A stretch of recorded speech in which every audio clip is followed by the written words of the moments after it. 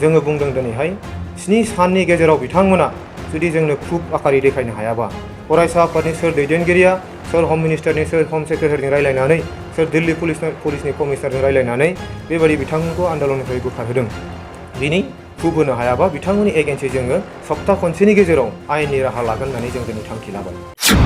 जों बिथांखौ पार्लामेन्ट हाउसआव थिनहरदोंमोन बिथाङा बे खामानिखौ बे रायजो राजानि आसाखौ पुरन खालामनो हादोंना हायाखै बेखौ दिनैनि समाव साननांगौ बिथाङा। गोलाव सम पावार मोनबाय बियो गोलाव सम एमपि जानानै थानाय समाव बर' हारिनि थाखाय मा मावना होनो हादों बिथाङा दिनै बिथाङा जुदि दम दंबा हिम्मत दंबा बिथाङा खोन्थानो हायो।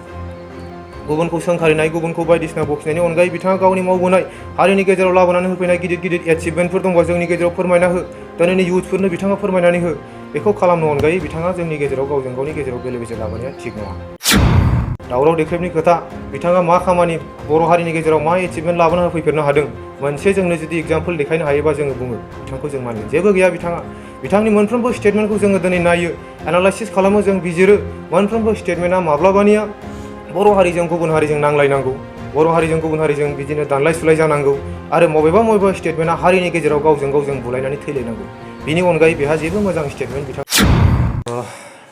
बे समाव रामफलबिल दख'रा दुलाराय बर' फरायसा आफादा आथिखालाव जे सोलिबाय थानाय माखासे बाथ्राफोरनि सायाव क्लियार खालामनो थाखाय खौरांगिरि मेल लिंनाय जादों।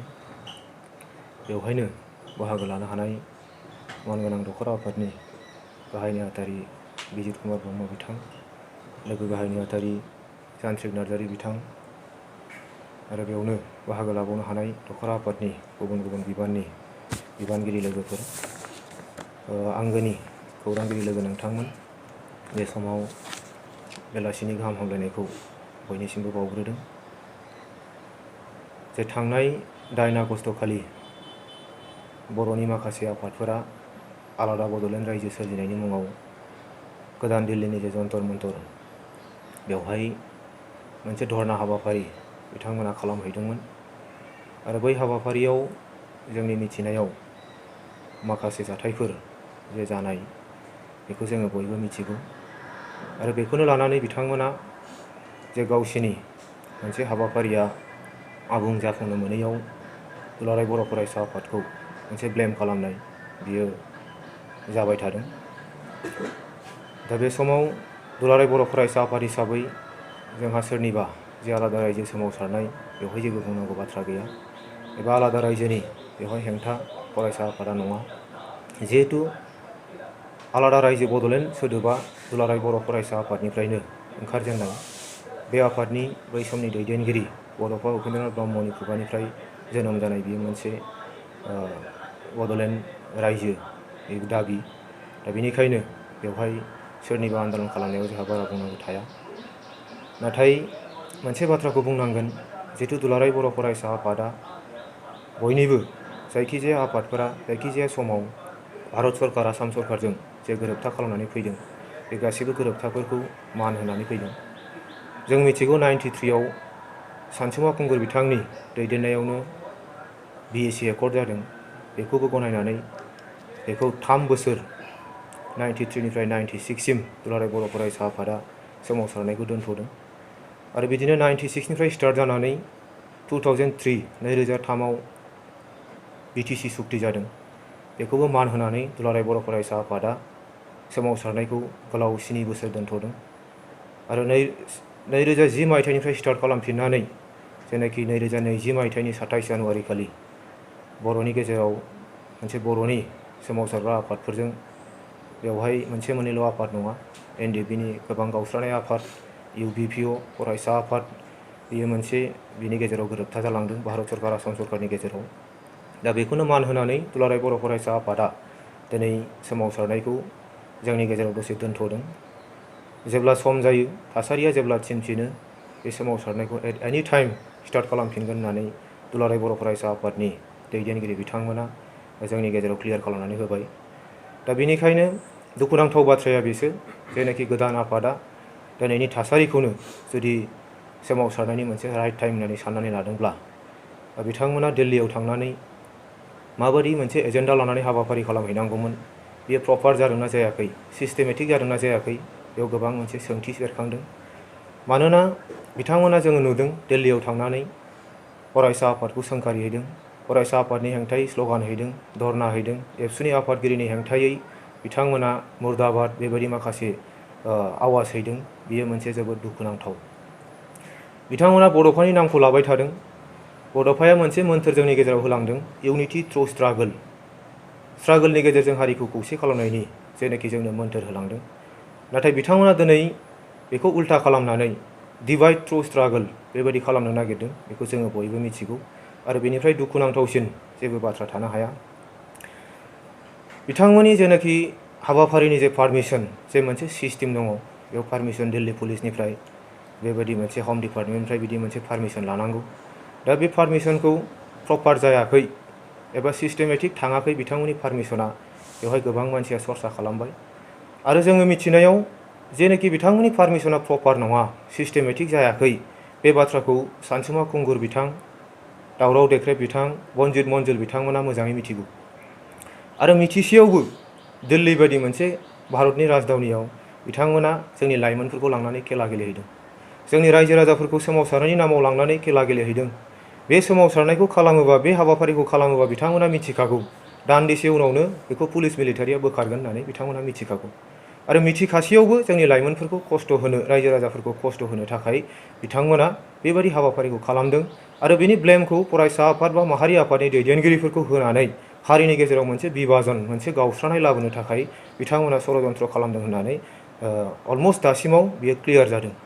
दा बेनिखायनो जोङो सोंबाय थादोंमोन, जोङो बिबाय थादोंमोन बिथांमोननि जे पारमिसन कपि, पारमिसन लेटारखौ जोङो नायनो, पाब्लिकलि खालामनांगौ, रायजोहुआ खालामनांगौ होननानै बुंबाय थासेयावबो बिथांमोना होनो हाया। होनो हायैनि खारना बेनो, बिथांमोना दुर्बलथा। बेवहाय गोबां माखासे बर'निनो गावखौनो इन्टेलेक्सुयेल, गावखौनो मेलेमजिबि साननानै लाग्रा जोंनि गेजेराव दावराव देख्रेब बिथां सासे दंखायोमोन, जायखौ जोङो केसफोरनि बिफा होननानै लायो, फादार अफ केसेस होननानै जों जायखौ बुङो। बिथाङा जुदि बै जायगायाव थांनानै बिथांमोननि पारमिसना जुदि मोनसे अके मोनबा, क्लियार मोनबा, दिल्ली पुलिसनि हेंथायै बिथाङा केस खालामनो हायोमोन। हम डिपार्टमेन्टनि सोरबा सेक्रेटारिनि अनगायै हेंथायै बिथांमोना केस खालामनो हायोमोन। दिनै बेखौ खालामदिया बिथांमोना। बे गासिबो जिनिसखौ जोङो सालिजारि खालामनानै नायजोबबा मोनो, बिथांमोना इलिगेल मोनसे थासारिनि गेजेरजोंनो बेबायदि हाबाफारिखौ खालामदोंमोन। आरो खालामनायनि उद्देश्यआ बेनो, बेखौ खालामनानै सोरनिबा सायाव दाय जाबसिननानै बै हारिनि गेजेराव, जोंनि हारिनि गेजेराव गावस्रा गावस्रि खालामनायानो बिथांमोननि गुबै उद्देश्य। दा बेबायदि खालामनाया जोबोद मुगैथाव, जोबोद दुखुनांथाव। जों फरायसा आफाद हिसाबै गाहायनिफ्राय गोजौसिम, इउनिटनिफ्राय सेन्ट्रेलसिम बेखौ मालाबाबो गनायनानै लानो हाया। एबसुनि बिबानगिरि हिसाबै बे गनायथाव नङा। आरो गोबां रायजो राजाफ्रा जोंनिसिम बुंहरबाय थादों, बे इलिगेल इसेबां गिदिर ब्लेम खालामबाय फरायसा आफादनि फारसे, फरायसा आफादनि सायाव, बिनि सायाव माखासे क्लियार होनांगौ दङ, बाथ्रा बुंनांगौ दङ, सोंखारिनांगौ दं होननानै गोबां मानसिफ्रा बुंबाय थादों। दा दिनैनि थारिखआव जोङो बुंगोन, बिथांमोना एबसुनि सायाव बेबायदि ब्लेम लाबोनाय, बेबायदि नंखाय बाथ्रा बुंनाय, रायजो राजानि गेजेराव गाज्रि मोनहोनाय फरायसा आफादखौ बेबायदि खालामनाया जोबोद दुखुनांथाव। बिनिखायनो जोङो बुंदों दिनैहाय 7 साननि गेजेराव बिथांमोना जुदि जोंनो प्रुफ आकारै देखायनो हायाबा, फरायसा आफादनि सोर दैदेनगिरिया, सोर हम मिनिस्टारनि, सोर हम सेक्रेटारिजों रायलायनानै, सोर दिल्ली पुलिसनि कमिसनारजों रायलायनानै बेबायदि बिथांमोनखौ आन्दलननिफ्राय बोखारहोदों, बिनि प्रुफ होनो हायाबा बिथांमोननि एगेन्स्टै जोङो सप्ता खनसेनि गेजेराव आयेननि राहा लागोन होननानै जों दिनै थांखि लाबाय। दा बेफोरबायदि माखासे जोंनि गेजेराव गोबां दैदेनगिरिफोर दं, जोंनि गेजेराव माखासे हारिनि गेजेराव गावस्रा गावस्रि खालामनो लुबैग्रा गोबां दैदेनगिरिफोर दं।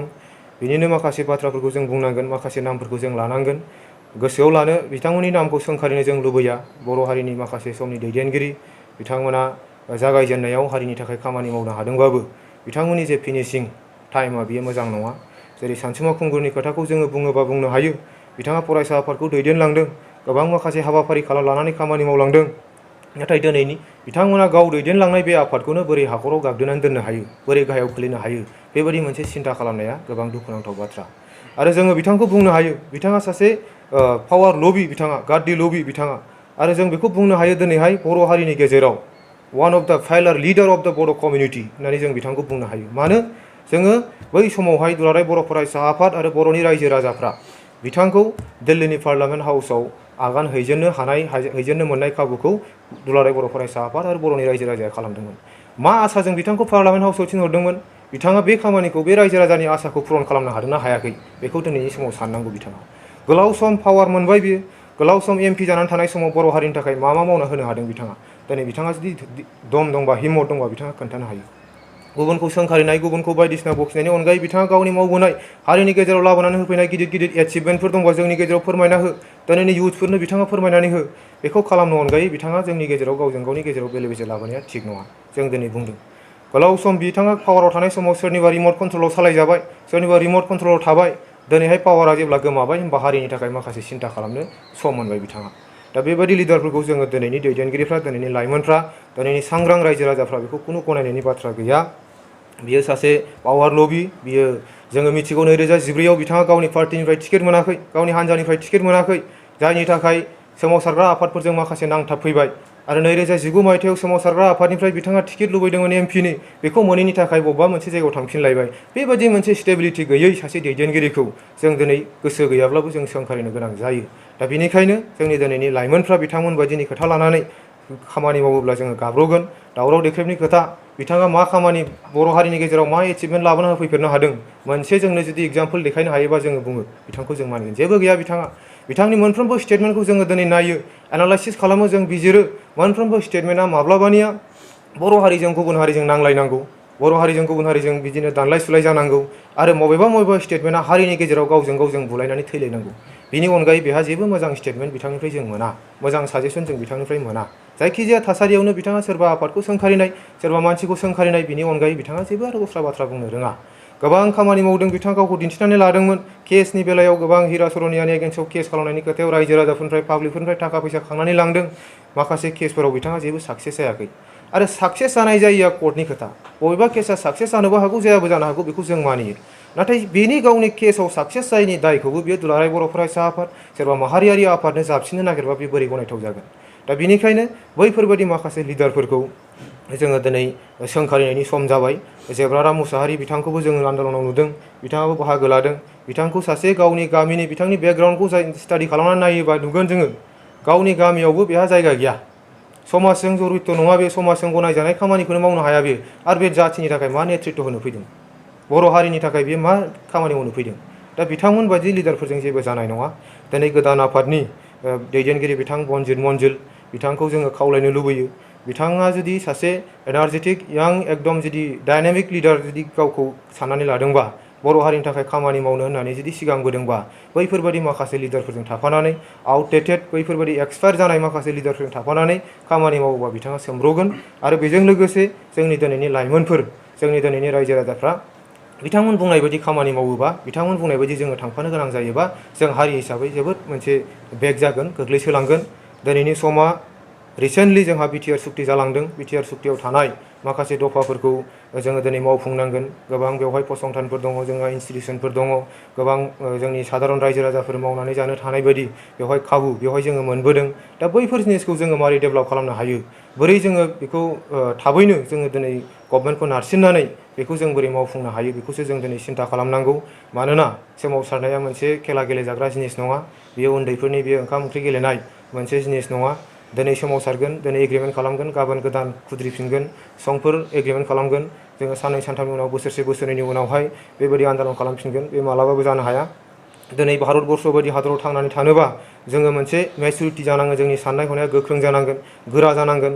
सानथ्र'नो हायै हारि हारिसाजों बुंफबनाय बे मोनसे भारतबर्ष, बेवहाय जुदि गावखौ फोथांनानै दोननोबा जोंनि गासैबो बिथिंखौ जोङो सिन्था खालामनांगोन।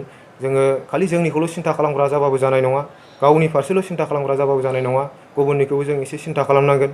समबो होनांगोन जों। मोनसे सुक्तिनि जे दफाफोरा बोसोरसे बोसोरनैयाव मावफुंजोबनाय, खुनु मोनसे रायजोनि खुनु मोनसे आफादफोरनि बेबायदि बेबायदि एग्रिमेन्टआव जोङो नुवाखै। बोसोरसे बोसोरनैनि गेजेरावनो आबुङै मावफुंजानाय बेखौ जोङो नुवाखै।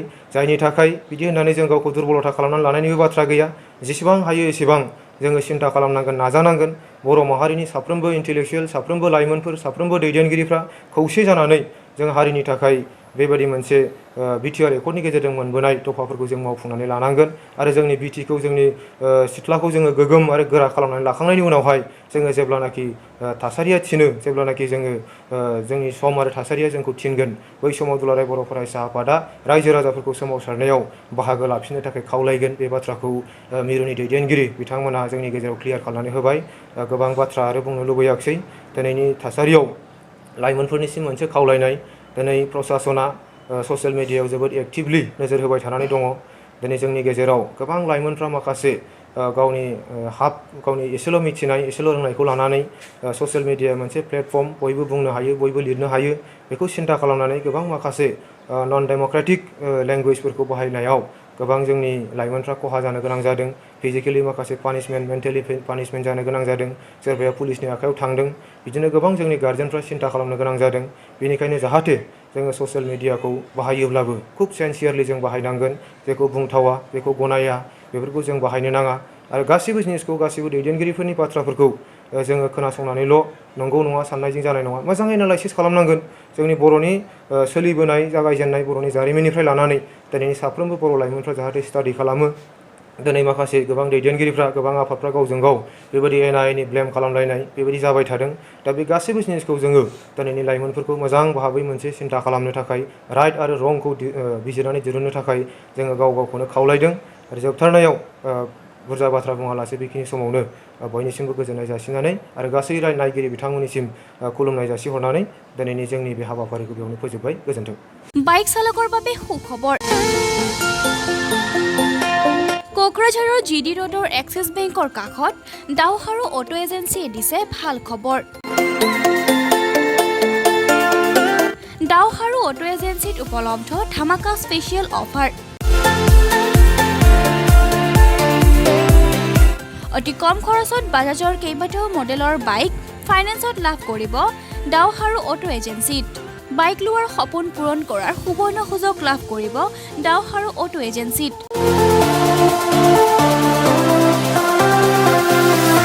11,500 পৰা 19,500 টকা ডাউন পেমেণ্ট দি বাজাজৰ পালচাৰ প্লেটিনাৰ লগতে অন্যান্য মডেলৰ বাইক সহ ফ্ৰী হেলমেট লাভ কৰি দখ'ৰ অটো এজেন্সিত। কম মূল্যত বাজাজ ফাইনেন্স লিমিটেড নতুবা এক্সিছ বেংক লিমিটেডৰ অধীনত ফাইনেন্সৰ সুবিধা লাভ কৰিব। কেৱল এটা ফটো পান কাৰ্ড আধাৰ কাৰ্ড ভোটাৰ আইডি আৰু বৈদ্যুতিক বিলেৰে সুবিধা লাভ কৰিব পাৰিব।